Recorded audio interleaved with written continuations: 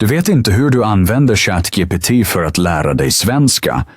Då får du inte missa dessa 10 enkla idéer. De kan förändra ditt lärande mycket. Härligt att ni är tillbaka. Idag pratar vi om ett viktigt ämne. Många av er är nyfikna på det. Det ser vi i era meddelanden och kommentarer. Ni frågar ofta hur ni kan använda programmet för att prata bättre svenska. Inte svårt och inte teoretiskt. Inte med tjocka böcker. Utan enkelt i vardagen. Vid frukost, på bussen eller i soffan. Så lär man sig svenska bäst. Det är lätt och ger ingen stress. Många av er vet att ett digitalt språkverktyg kan hjälpa. Men ofta är det oklart hur man använder det rätt. Det är helt normalt. När man får ett nytt verktyg måste man först lära sig det. Idag visar vi er just det. Enkelt, klart och för alla.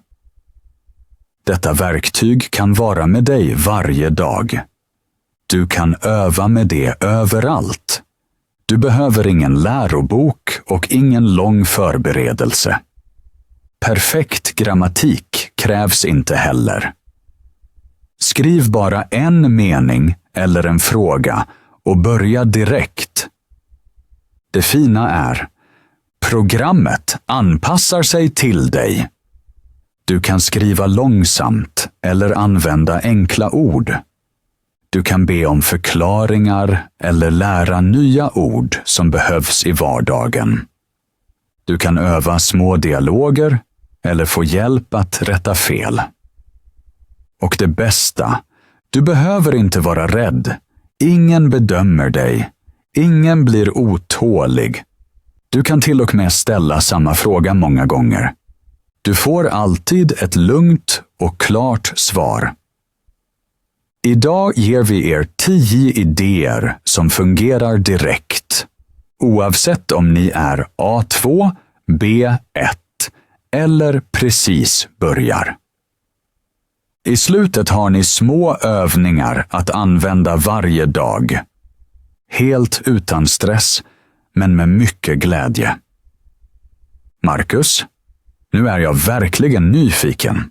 Du sa att det finns 10 enkla idéer vi kan använda dagligen. Många lyssnare vill starta direkt, men vet inte vad de ska skriva först. De behöver något väldigt enkelt. Något som alltid fungerar och inte är svårt. Något man kan använda morgon, kväll eller mellan. Utan mycket tänkande.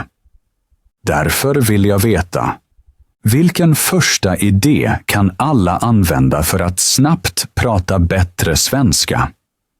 Viktigt är att du först vet exakt vilken nivå du har.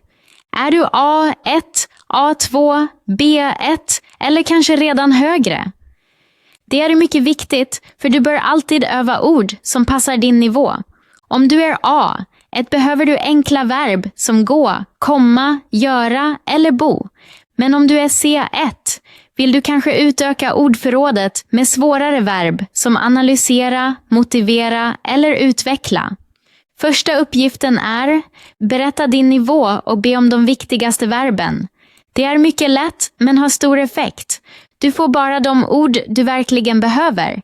Inte för många, inte för svåra, så lär du dig snabbare och tydligare. Sedan kommer ett mycket viktigt steg. Detta steg gör din svenska mycket flytande. Du kan säga, skriv en liten text med dessa verb. Det hjälper, för du ser verben inte bara ensamma utan i hela meningar. Du hör hur de låter, du ser hur de används. Just det behöver många elever. Den texten kan du läsa varje dag, helst högt, morgon, kväll eller på din paus. Då händer något automatiskt. Orden stannar i ditt huvud. Du behöver inte tänka längre. Du känner verben och kan använda dem snabbt. Så blir svenska lärandet roligt. Från en liten lista och en kort text växer riktig framgång. Lite mer varje dag. Vet du vad som är så fint?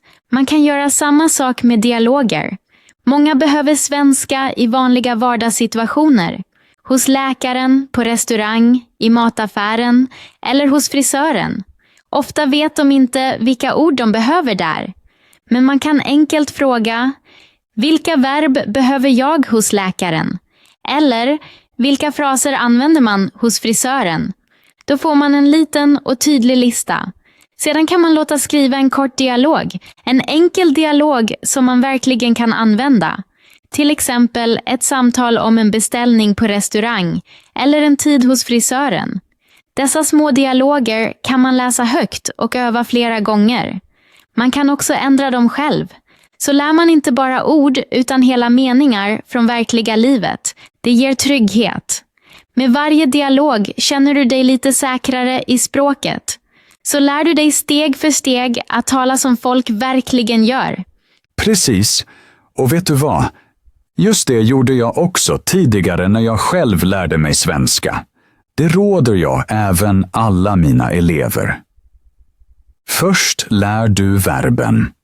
Sedan ber du om en kort text.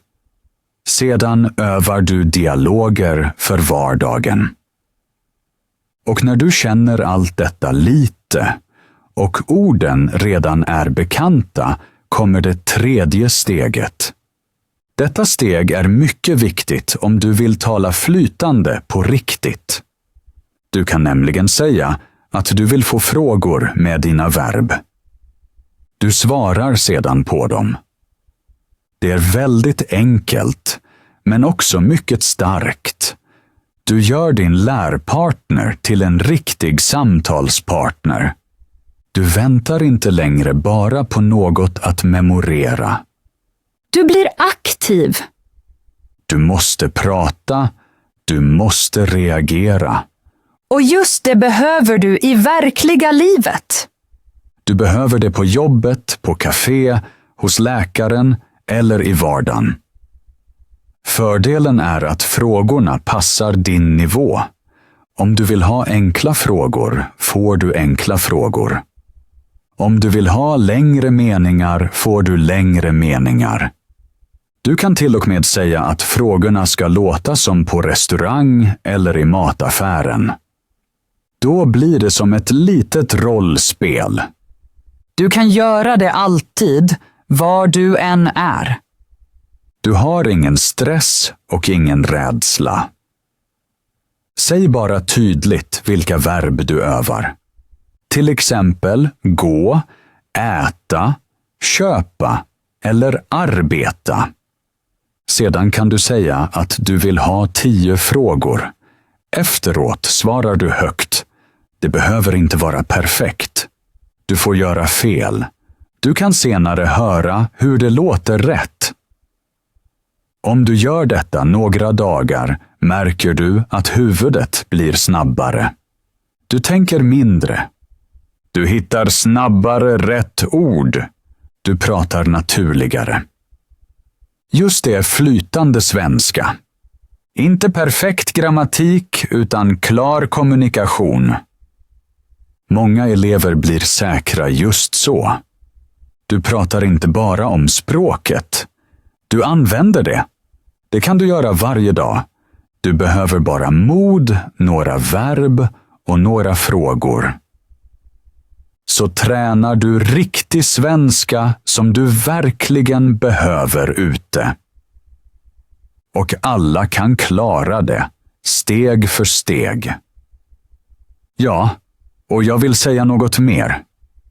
Det är viktigt att du inte upprepar fel meningar hela tiden. För om du använder fel varje dag stannar de i huvudet.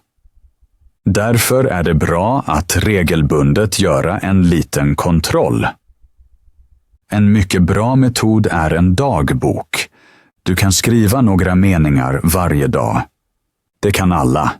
Du kan till exempel skriva vad du gjorde idag.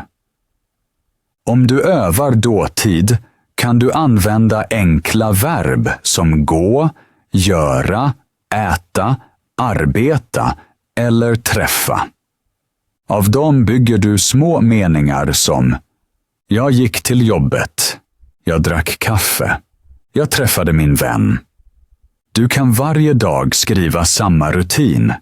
eller något litet från din dag. En dagbok måste inte vara perfekt. Den måste inte vara lång. Den måste bara vara ärlig. Sedan kan du låta den bli granskad. Du får då tips om hur du gör meningarna bättre. Du får inget betyg, inget fel och inget tryck. Du får bara vänliga råd om hur meningen låter naturligare. Så lär du dig något varje dag. Efter en vecka skriver du många verb redan rätt. Efter 2 veckor låter dina meningar mer flytande. Efter några månader kan du berätta om hela din dag fritt. Och just denna lilla dagbok gör den största skillnaden. Den blir din egen lärarrutin. Och denna rutin för dig framåt varje dag. Ja, det är en mycket viktig punkt. När man har så många möjligheter kan man snabbt tappa överblicken. Man kan öva texter, läsa dialoger, träna verb eller skriva dagbok. Många elever säger då, jag vet inte var jag ska börja. Just här hjälper en enkel studieplan. En plan behöver inte vara stor. 10 minuter om dagen räcker. Det är mycket effektivt. Varje dag ett litet steg är bättre än mycket stress en gång i veckan. Regelbundenhet är mycket viktigare än långa pass. En studieplan kan till exempel se ut så här. Första dagen övar du 10 viktiga verb. Andra dagen läser du en liten text med dessa verb. Tredje dagen övar du en kort dialog. Fjärde dagen svarar du på 5 frågor. Femte dagen skriver du en liten dagboksnotering. Sjätte dagen låter du dina fel bli kontrollerade. Sjunde dagen skriver du en kort sammanfattning av din vecka. Det är mycket enkelt, men fungerar väldigt bra. Du behöver inte fundera på vad du ska öva idag. Planen säger varje dag, gör bara denna lilla del och då gör du det. Du kan också anpassa din plan. Om du vill prata mer får du en talplan. Om du vill öva dåtid får du en plan för det. Om du har lite tid kan du till och med få en 5-minuters plan. En plan ger också en bra känsla. Du ser efter en vecka att du gjort 7 små steg. Efter en månad märker du att du använder nya ord. Det motiverar och hjälper dig när du är trött. En klar plan gör lärandet lättare. Du följer den bara, så går du framåt steg för steg. Idag var detta ett mycket hjälpsamt avsnitt. Man ser hur många enkla sätt det finns att öva svenska varje dag. Och helt utan stress. Du kan lära verb, prata dialoger, svara på frågor, skriva texter eller låta fel bli kontrollerade. Du kan till och med få en egen studieplan. Så känns lärandet inte svårt. Det blir en del av din dag. Och just det gör det lätt att fortsätta varje dag. Många märker inte ens hur snabbt de kan bli bättre. Små steg ger stora förändringar. Börja bara. Gör det lätt för dig. Använd de möjligheter du har. Bara 10 minuter om dagen kan förändra din svenska. Och det är kanske den viktigaste idén. Du behöver inte vara perfekt. Du behöver bara börja. Varje liten mening för dig framåt. När du lär verb, övar dem i text, använder dem i dialog och svarar samtal blir svenskan din. Då blir lärandet plötsligt roligt. Sätt ingen press på dig. Använd enkla övningar. Använd små steg. Så går du säkert framåt. Tack för att du var med idag. Till nästa avsnitt.